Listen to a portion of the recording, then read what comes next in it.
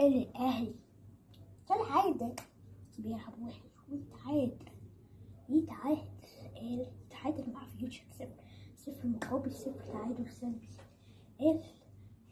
ده فرقة تتفرج عليها يا جماعة. فيوتشر لما دافع مع الأهلي كده وفرقة قوية، قلتلكوا لو فرقة قوية هتكسبوا أو تتعادل مع الأهلي.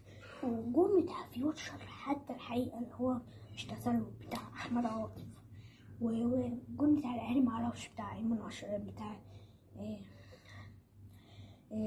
إبراهيم ده، ويعني مش عارف أنا تسلل ولا لأ، بس الأهلي لعب عادي، مش لعب زي الأداء اللي هو حظ وحش برضه، بس الأهلي بيلعب وحش. الأهلي لاعب وحش وهو يعني هو دايما بيلعب وحش بيحصل له كده. وفيوتشر سايب الأهلي بقى في حاله وبقى وعمال يدافع، وفي الآخر بقى عمال يضيع وقت عشان هو كان مش طالع اللي هو يتعادل، وسايب الأهلي وراح بعد كده هو هاجم شوية، وبعد كده ساب الشوط الأول في نص الملعب، هو الشوط التاني سابه الأهلي فيوتشر بقى في نص الملعب في الشوط التاني، ويعني الأهلي تعادل.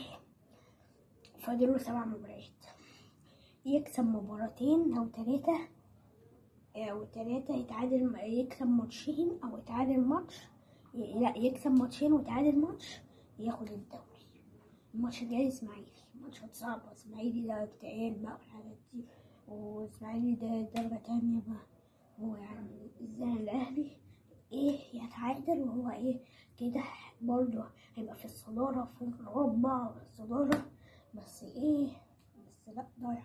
بيرسي تاو عمل واحدتين كده ضيعها كالعادة بيرسي تاو، وأحمد قندوسي ضيع فرصة متضيعش قدام الجون وبره، وكله بيضيع فرص سمح الجوان.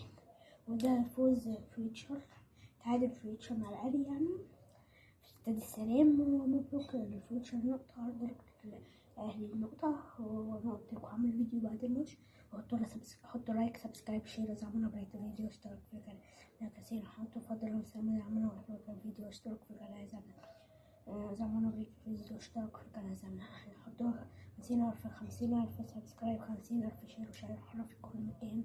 ولا بليز والأهلي الأهلي وحش البرنس. الماتش مؤجل مش عارف يعمل حاجة، ما يجيب جون على الأقل. استغفر الله يا برنس، استغفر الله. مبروك لفيوتشر نقطة، هاردلك للأهلي نقطة. سلام يا برنس. وكانوا عمالين يضيعوا وقت بقى. مبروك لفيوتشر نقطة وسلام.